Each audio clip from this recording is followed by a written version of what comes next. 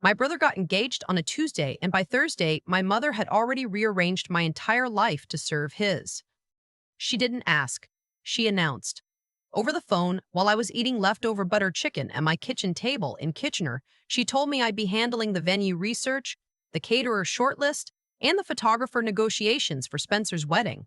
She said it the way you'd tell someone to grab milk on the way home. Casual, expected, non-negotiable.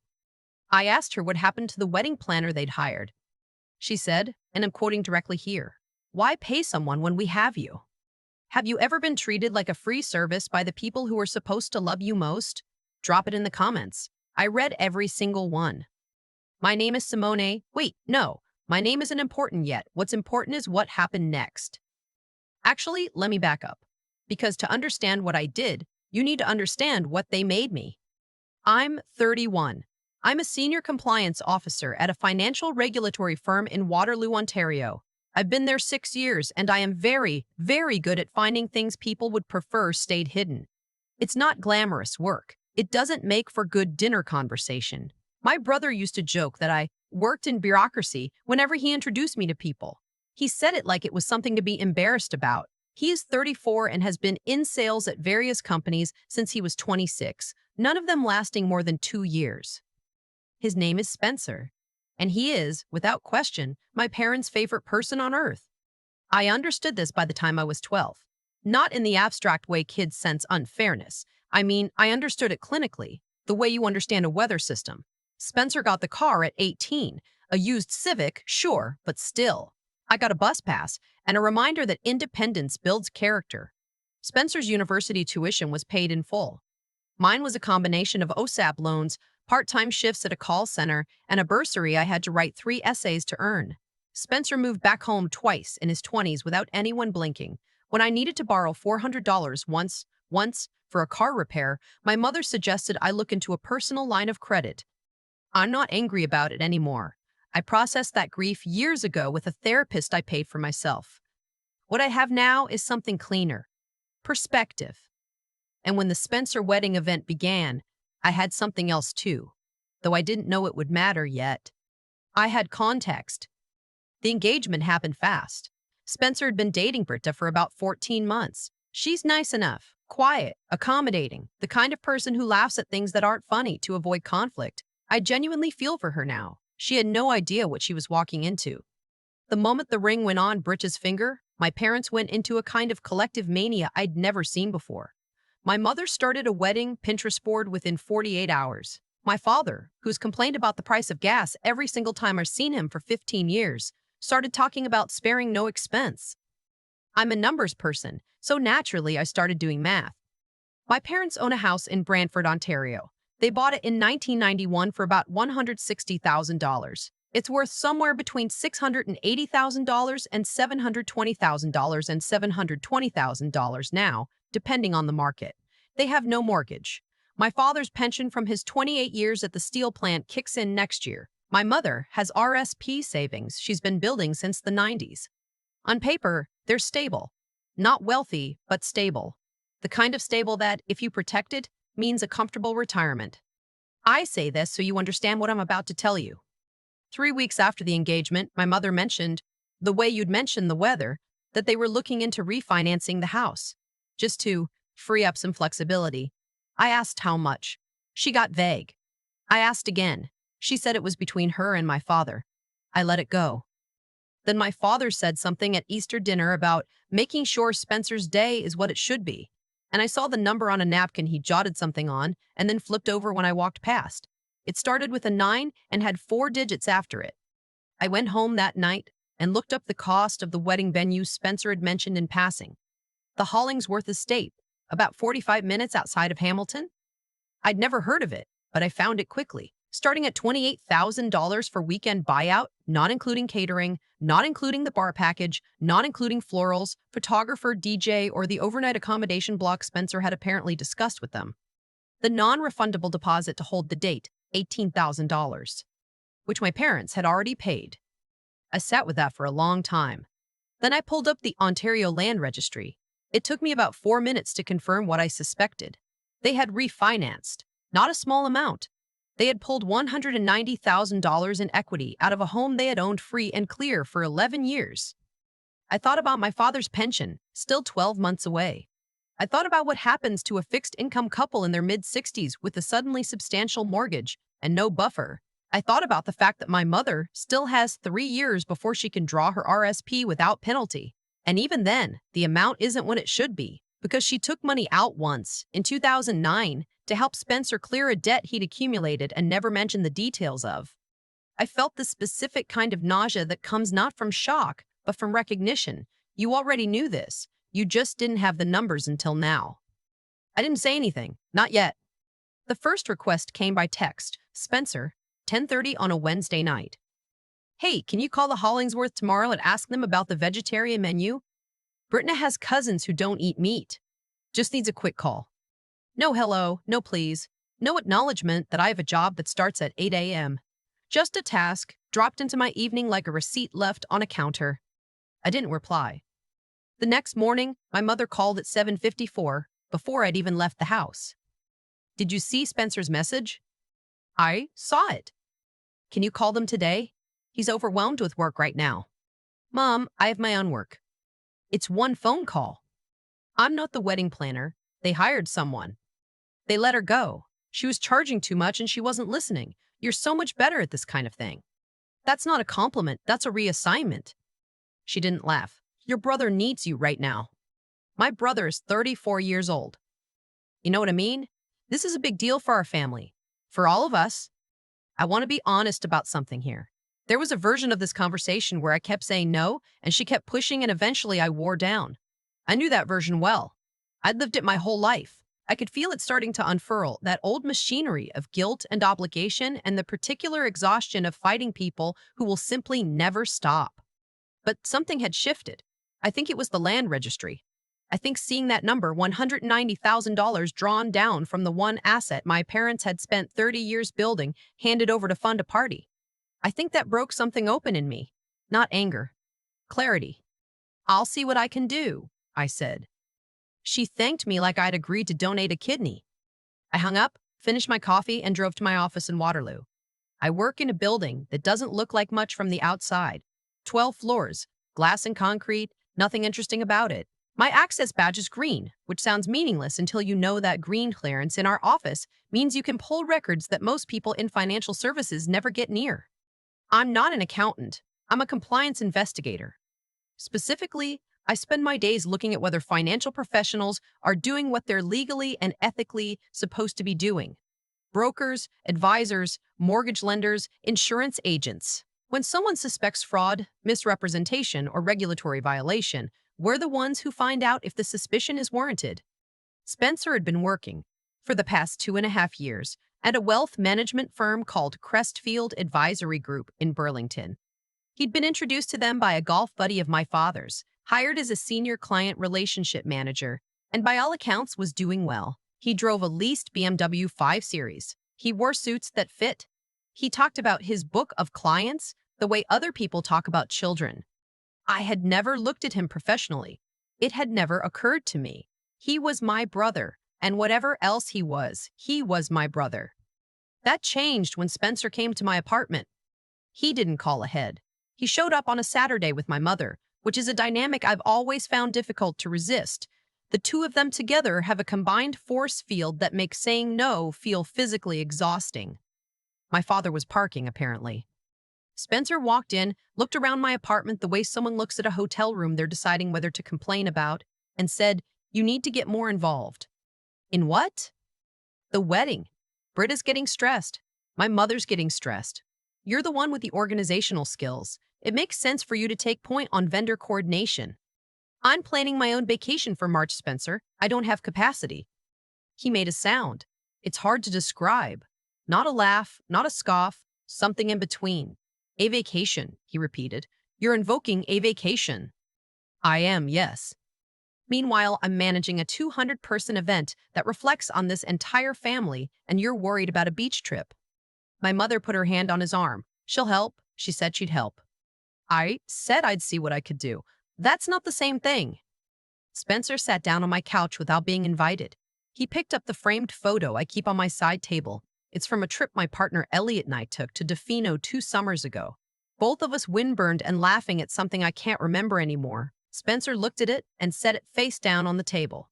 Not aggressively, almost absent-mindedly, the way you'd flip over a magazine you weren't interested in. I noticed. I didn't say anything. "Where's Elliot?" Spencer asked. He had an early meeting. This was true. Elliot is a commercial real estate lawyer.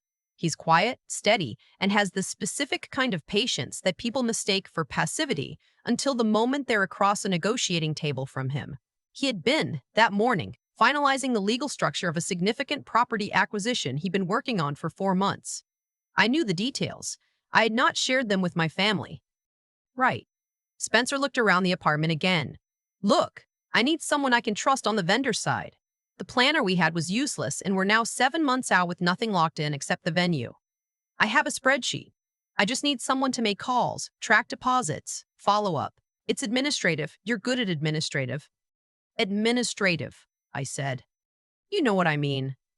"I think I do." My father appeared at the door, which my mother had apparently left open.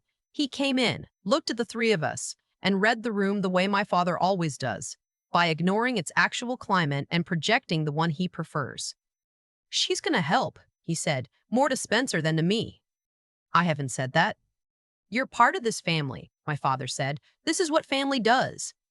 I looked at my father. I thought about the land registry. I thought about his pension, 12 months away, and a $190,000 mortgage now sitting on top of a house that had been paid off. I thought about what happens to a couple in their mid-60s if the golden son, the investment, the sure thing, turns out to be something other than what they believe. "Fine," I said. "I'll help." Spencer nodded like I'd made the right choice, like I'd been given an opportunity and had, eventually, recognized it. My mother looked relieved. My father patted Spencer on the back. They left 20 minutes later. I stood in my kitchen for a while after. Then I went to my laptop, not for the wedding.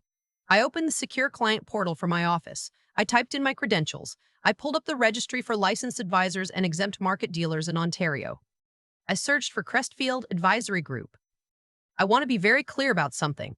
I was not looking for dirt. I was not going in with intent. What I was doing at first was what I always do when something doesn't feel right. I was checking.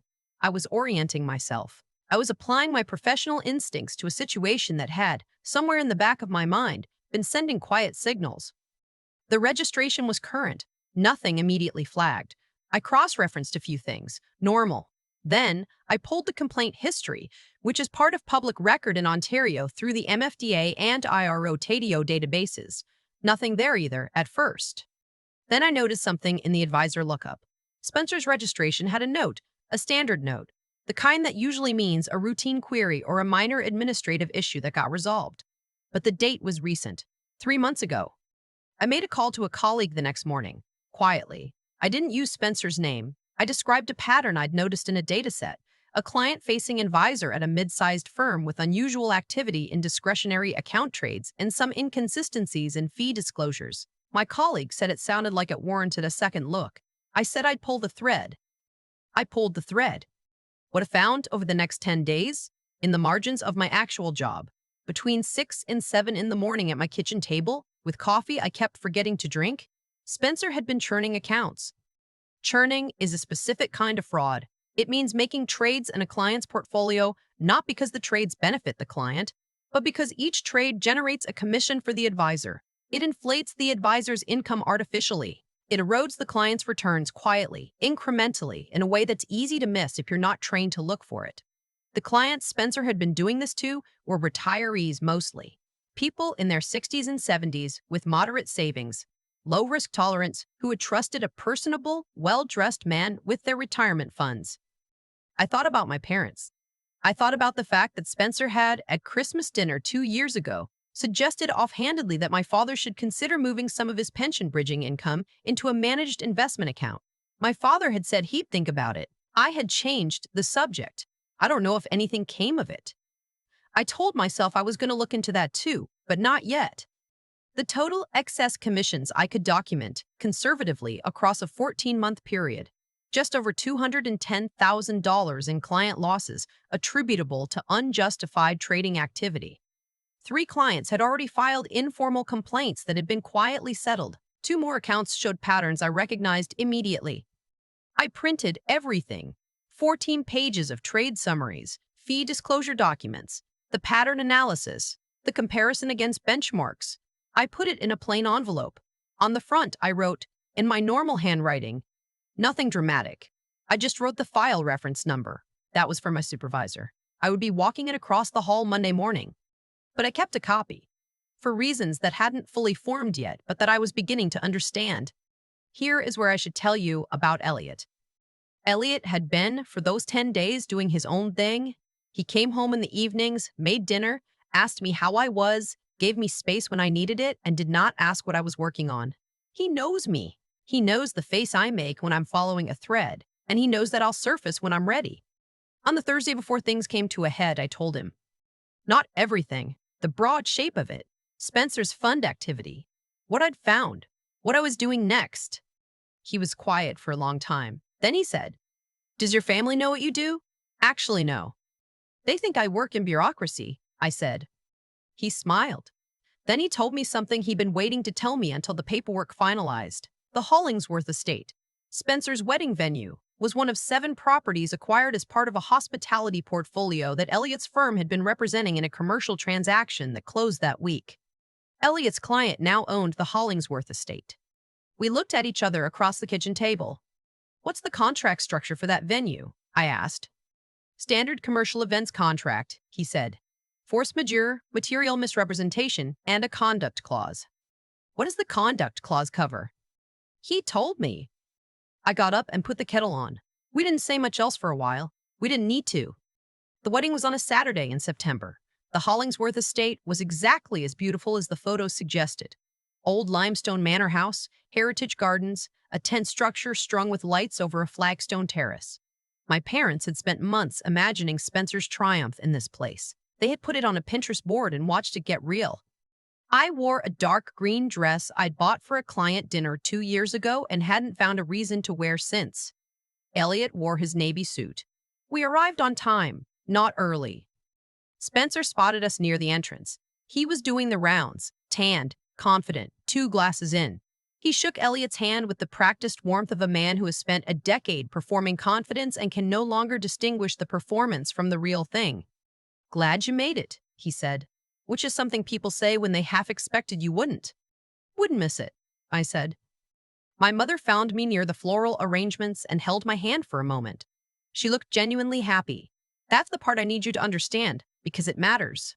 She wasn't performing. She believed in this. She had pulled equity from her home and watched her son walk into this limestone manor, and she was proud of what they'd built. She didn't know what I knew. She didn't know what Spencer was. The ceremony happened. Brittana looked lovely and nervous. Spencer cried a little, which surprised me. And I'm being honest when I tell you that some part of me hoped, for exactly 30 seconds, that I was wrong about him. I've learned to notice when I want to be wrong. It doesn't change the math, but I notice it. The reception moved inside. A dinner that cost more per plate than most people spend on groceries in a month. Speeches. Laughter. The specific suspended joy of a wedding where everyone is pretending, collectively, that this moment is permanent. Then the general manager of the Hollingsworth Estate approached my brother with the practiced ease of someone delivering news they've been asked to deliver at a specific time. He had a packet. It was not the usual course of business kind of packet. It had a covering letter on letterhead from Elliot's firm, acting as legal representatives for the property's new ownership, and it contained, among other things, a summary of the complaint that had been formally filed with IROC the prior Wednesday, not by me, or not directly by me, by one of Spencer's clients, who had been contacted by an investigative body that had received a referral from a compliance office in Waterloo, Ontario. Spencer read the first page. I watched his face. My father was closest to him. He saw Spencer's expression change and put a hand on his shoulder and said, "What is it? What's wrong?" Spencer looked up and found me across the room. I didn't look away. The general manager, quietly, said something to Spencer about the conduct clause in the venue contract. Criminal investigations or pending regulatory proceedings against a contracted party voided the non-refundable deposit protection. The $18,000 deposit my parents had paid was now subject to forfeiture review, pending the outcome of the regulatory filing. My mother said, What does that mean? Elliot stepped forward. He was very calm. He said, "It means the deposit question will depend on how the proceeding resolves. That's a conversation for lawyers." "We paid that money," my father said. "I know," Elliot said. "I'm sorry." Spencer left the room.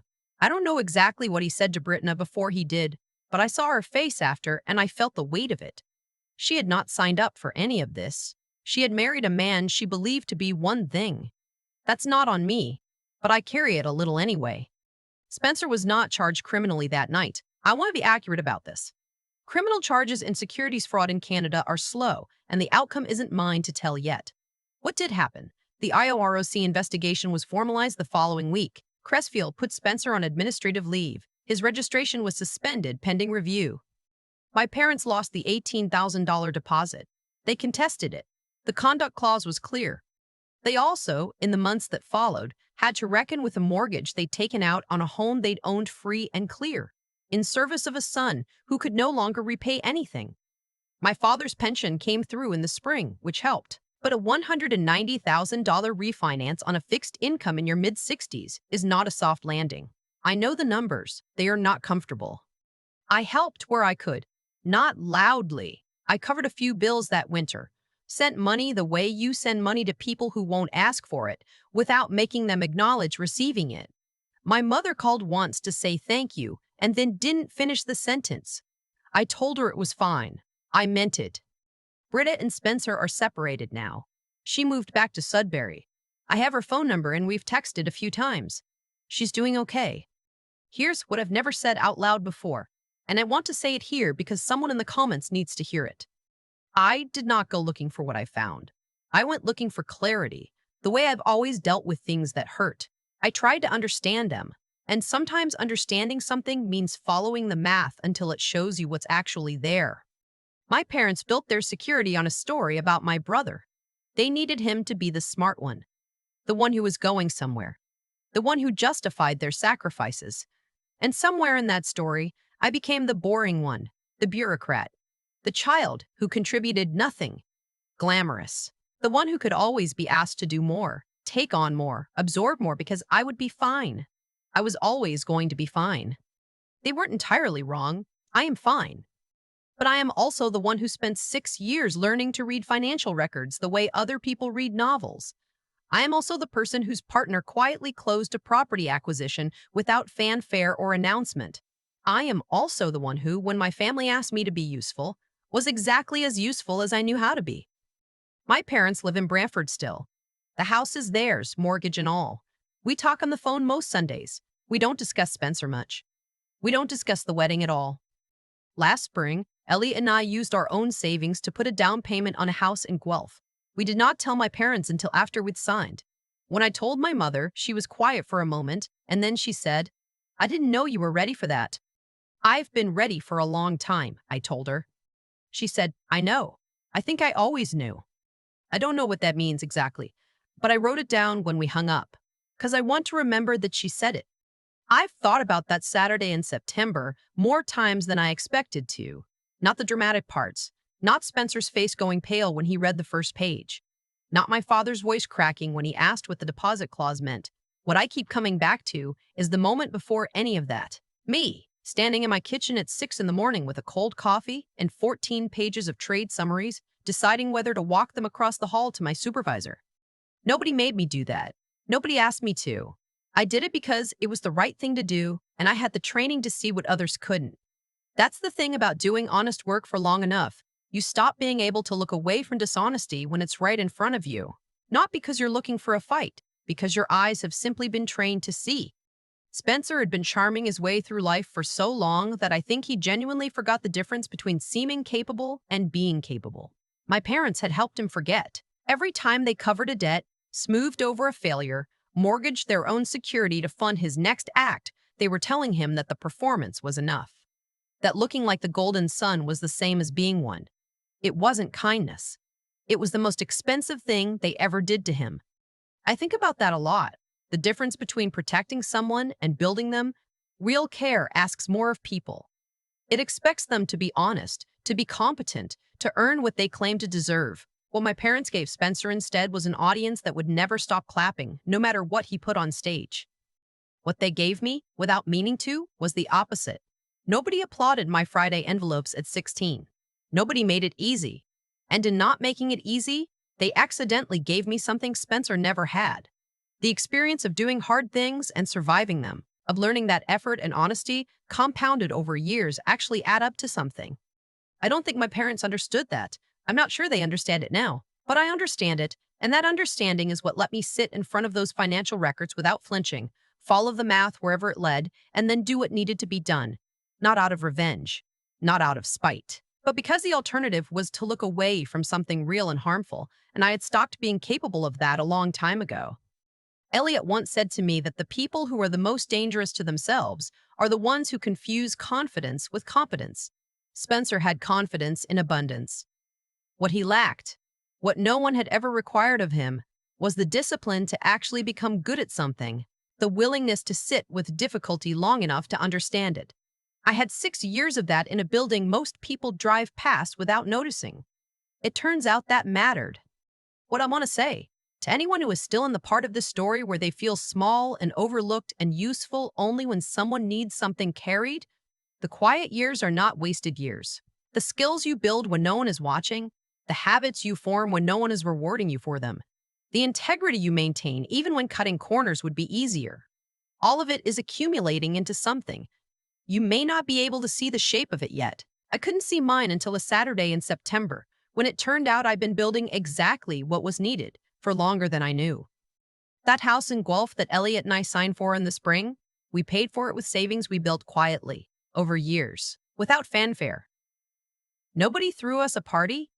Nobody mortgaged anything for us. We just showed up, did the work, and eventually the work became a life. That's enough. It has always been enough.